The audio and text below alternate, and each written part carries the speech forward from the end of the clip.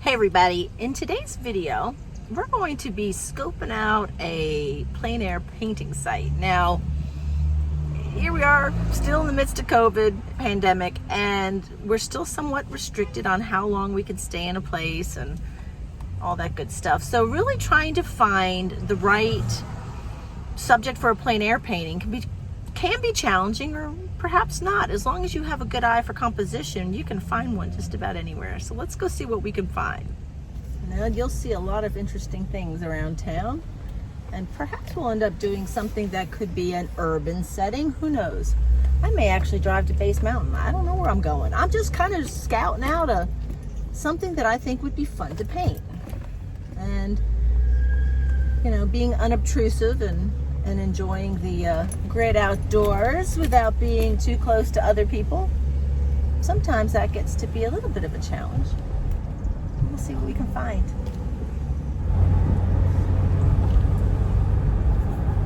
Still haven't found it. I'm looking, I'm hunting, scooping it out. Sometimes painters have to take a break and get them a little pals, because searching for a spot to paint in is hard work. Hello, may I please have a junior burger with cheese? Junior burger with cheese. Frenchy fry? Frenchy fry. And a peachy half and half? Peachy pig, half and half. That's it. Alrighty, it's gonna be $5.55. Thank you. Good day. You too. Because you know what? You gotta have some pals, because this is gonna be a long day. I've not had food. And being an artist and plein air painter is some hard work. $5.55. All right. Tea, yeah, you gotta have that. Important stuff. And thank you. All right, you too. Thank you so much. Thank you. Got it. Sometimes your painting is right in your front yard. Yeah, I was driving around looking for a spot, but I'm thinking that right there might be a lovely little setting for a plein air piece. Okay, if we can just get past the sound of leaf blowers and lawnmowers, we're actually in my front yard. And I like this scene. I think I found something nice that will be fun to paint close by the house. Sometimes what you're looking for is in your own back door, or in my case, front door. I've always loved the architectural interest that crepe myrtle trees offer. I think their branches are elegant, and this particular bush or tree has not leafed out yet, but I love the pop of color that the knockout roses offer, plus the contrast that the lamb's ear here in the front offers. So let's go ahead and set up and see what we can come up with here for a painting.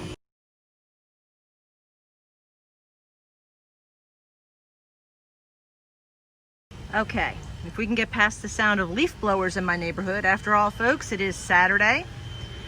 Here is my basic setup, okay? And I can go over a little bit about the colors I've chosen, but basically it's the colors I see. I've got my earth tones, my browns and yellows on this side. Then I have my blues and cool tones, my greens, my reds, over here, and just some white. And I'm going to work on a little 8x8. Of course, when you're working on plein air, you want to keep it kind of small. You want to try, I mean, your goal is to knock it out. You want to try to get as much in the painting time that you have. Keep in mind, if you're not really familiar with plein air painting, your light is constantly changing. Think about every time the sun goes under a cloud, then all of a sudden those really neat highlights on that tree are going to change. So you try to capture as much as you can right away. I know that sounds pretty hard, but I think you'll get the idea. I'm going to be very impressionistic. I'm working on mainly getting color and contrast, folks. That's what it's going to be about. It's not about detail. So let's jump into this little painting. Important equipment that you need when you're doing plein air. You should have either a big hat or some type of sun protection, because you don't really think about it, but you are, you know, I'm sitting here baking in the sun, so I could run in and get a hat. Yeah, I could do that, and I'm probably going to regret if I don't, but we'll see. I'm just going to paint for a while, but keep in mind, you want to either consider sunblock A broad hat's really the best because it actually keeps you from squinting a little bit. And you know, ladies, we don't want to have like more wrinkles added to our collection. So, you know, it keeps us from squinting. It also protects our ears, neck, and shoulders if you have a broad hat. And that's generally what I do paint in, is a big old hat. But I forgot to tell you that up front. But I'm just going to go ahead and jump in painting. I may go get my hat here in a little bit.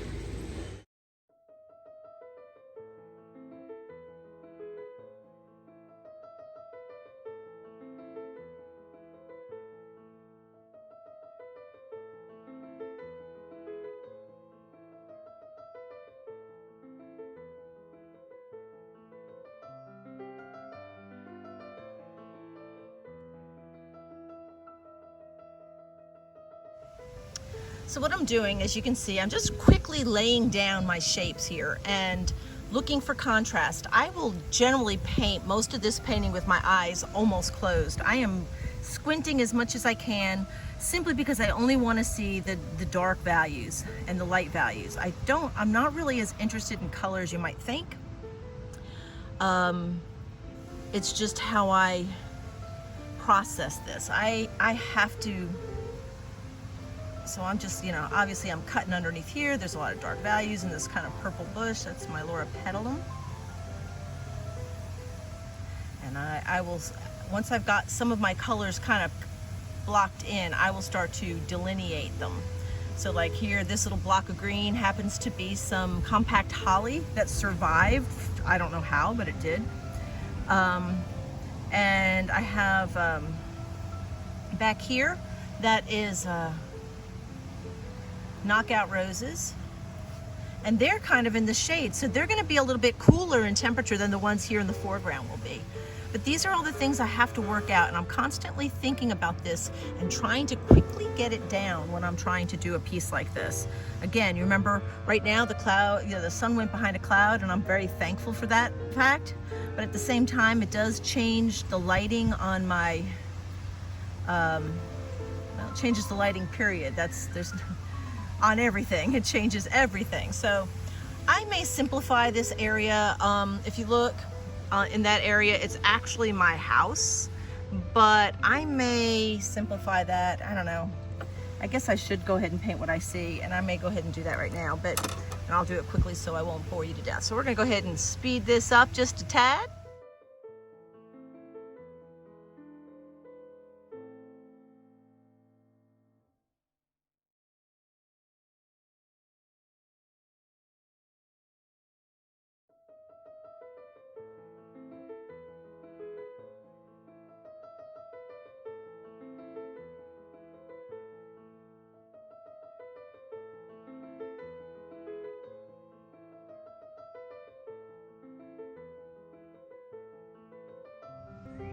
Yeah, we have the sound of the birds singing. I can hear cardinals, and every now and then the wind blows and I catch a waft of the roses.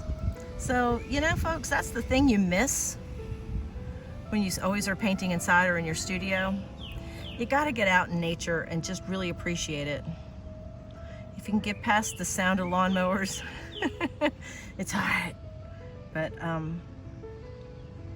so you can see I'm just, it's still the very beginning stages, but I am trying to work as quickly as I can because quite honestly, it's hot as blazes out here.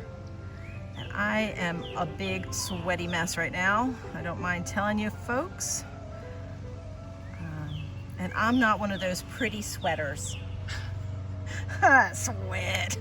So I'm dealing with that. But you know what? It's still fun. And I'm actually just delineating. I can see where, you know, some of the bushes start and one begins, and I'm just kind of, you know, I work basically from the background to the foreground.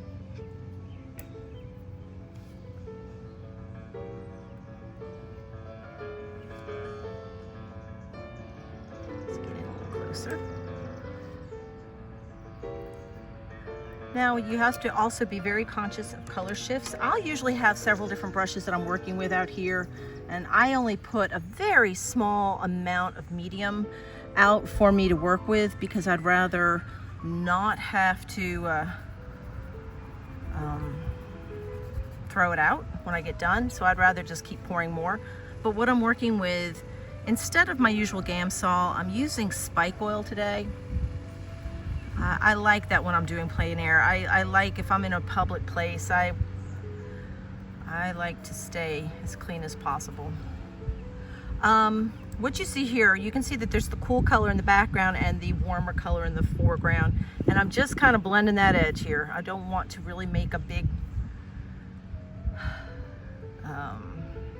declaration there, but I just wanted to suggest that here. Now, there's a lot that's going to be going in when I get these trees in, but I just wanted to kind of bring you in closer so you can see what I'm up to here. So I'm going to switch to a smaller brush. Not that I have to put in detail, because remember it's in the background, but this rose has, where the light is catching it, there's a lot of really pretty light spots. And because I'm already working with wet paint, I'm just going in with straight white on my brush, and I'm using it's a Rosemary #1 long Filbert. This is probably my all-time favorite brush. And I'm just getting just some of the shiny details. And like I said, I will work with my eyes almost closed. I'm squinting a whole lot so I don't get caught up in the detail. That's not my goal here. I am just trying to capture some of the light that's coming in on these roses, and that's what I'm doing here. Now, because these roses are in the distance, they're underneath a really, we call it the devil tree. It's an Asian type of, I don't know what you would call it. It is a evergreen. It's a conifer of some sort, but its leaves, when it drops those leaves, oh my gosh, it's the devil. It is absolutely the devil. I'm just putting in some cooler values underneath these roses a little bit. I am using quinacridone violet and quinacridone reds, and leaving some of the lighter values that I initially put in. And I'm going to switch to time-lapse here in just a minute. Before I do, I'm going to take a little bit of my Michael Harding's Brilliant Pink and just dab some of that little. Michael Harding's Brilliant Pink is kind of, I would suggest if you took vermilion and added white to it, it's very similar to that color. It's a warmer pink, and I'm tinting it up a little bit more. Just adding a little bit more white to it and just capturing some of the other lighter highlights in this. But I'm gonna leave those other roses cool because they are kind of in the shadows, and I don't want to make them too light, but I don't want to make them too warm, but I do want to get some of the detail in some of these little, but I'm just going to leave it. I'm not going to get nuts here. That's one of those things that I struggle with. The whole leave it concept.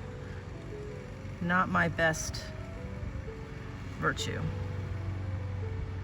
Okay, we're gonna go ahead and zoom out a little bit and start doing some more time lapse.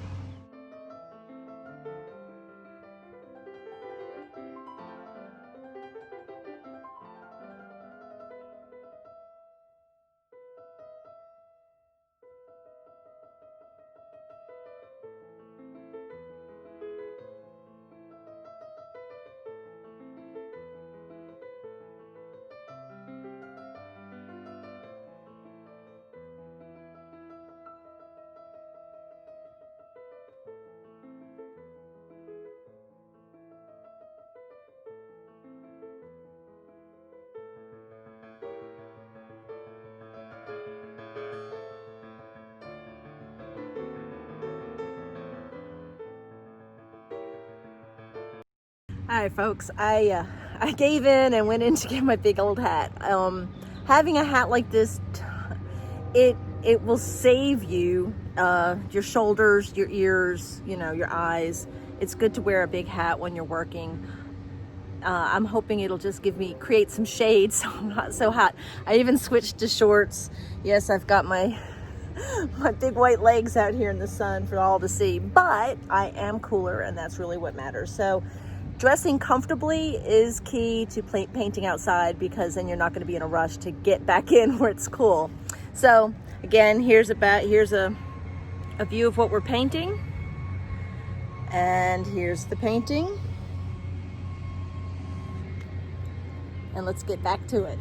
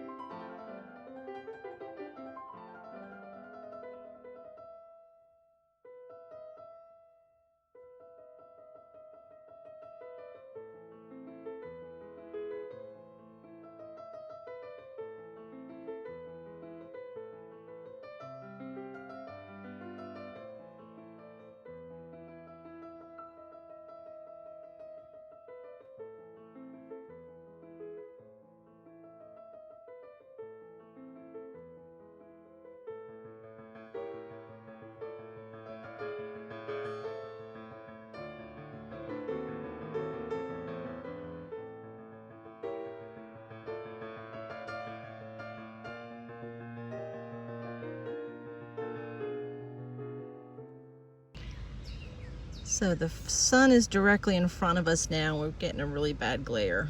Not to mention the fact that my camera stand keeps sinking. I think it's trying to get out of the heat too. It was a hot day today, no doubt. I'm pretty much wrapping it up here.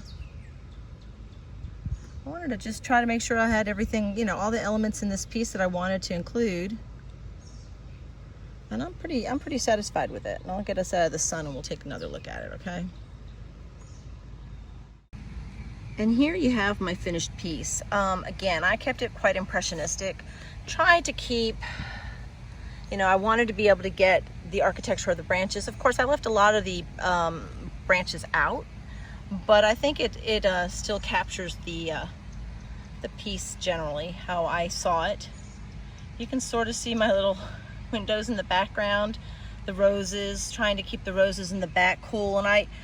And because my lighting changed, it's funny, I still have these brightly lit like they were when I saw them, probably, well, when I was painting them. But then this became lit up. So then I had to go back and change that. So yeah, you run into that issue when you're doing plein air, but that's, again, why you're supposed to capture everything as fast as you can. And I'd say that today it's, you know, by the time I finish this piece up, it is 5:24. And I started this, I don't know, what time was it? Like 1:30. So I've been out here at this for quite a while.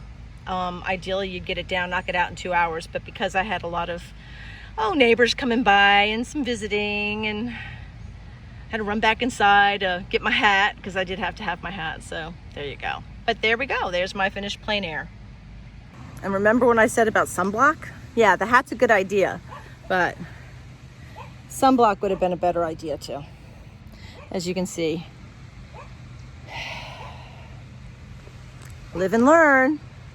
Remember your sunblock, folks. Well, there you have it. As you can see, you don't have to travel far to find your plein air painting.